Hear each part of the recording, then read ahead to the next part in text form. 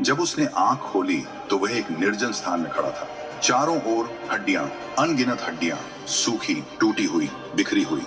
कोई कब्र नहीं, कोई नाम नहीं, बस मृत्यु। यह इज़राइल था। यहेजकेल हड्डियों के बीच चला। हर कदम एक इतिहास की याद दिला रहा था। राजा, याजक, बालक, माताएं, सैनिक, सब समाप्त। तभी परमेश्वर की आवाज आई, मनुष्य के पुत्र, क्या ये सूखी हड्डियां फिर से जिंदा हो सकती हैं? यहेजकेल ठिठक गया। उसने चारों ओर देखा।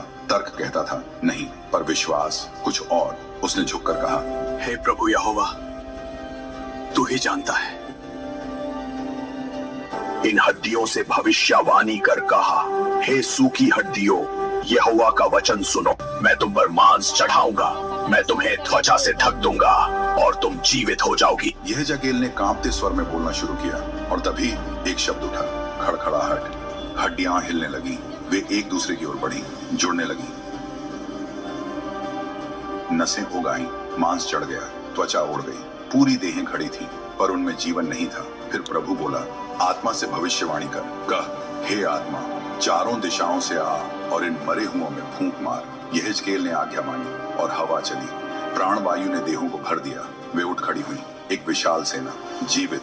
परमेश्वर ने कहा, ये हड्डियां इज़राइल का घराना है। वे कहते हैं, हमारी आशा नष्ट हो गई, पर मैं तुम्हें जीवित करूंगा। मैं तुम्हें तुम्हारे देश में लौटाऊंगा और अपनी आत्मा तुम्हारे भीतर डालूंगा। यहेजकेल की आंखों से आंसू बह निकले। ये केवल वापसी की बात नहीं थी, ये पुनर्जन्म था। फिर प्रभु ने और कहा, पर समस्या तुम्हारे शत्रु नहीं थे, समस्या तुम्हारा हृदय था। मैं तुम्हें नया हृदय दूंगा, पत्थर का हृदय निकाल दूंगा, मांस का हृदय दूंगा और अपनी व्यवस्था तुम्हारे भीतर लिखूंगा। ये केवल नगर का पुनर्निर्माण नहीं था, यह आत्मा का परिवर्तन था। फिर यहेजकेल ने एक और दर्शन देखा। 2 लकड़ियां, एक यहूदा की, एक इस्राएल की। परमेश्वर ने कहा, इन्हें एक कर, और वे एक हो गई। अब वे 2 नहीं, एक होंगे और उन पर एक राजा होगा।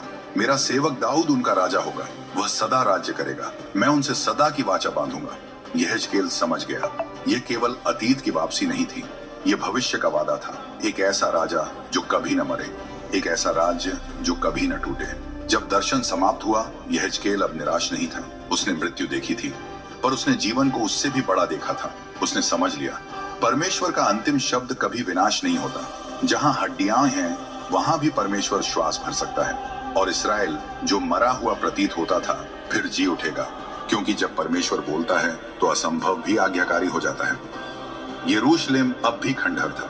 मंदिर की जगह पर केवल राख और पत्थर बचे थे। इज़राइल अब भी बंदी था। समय बीत रहा था।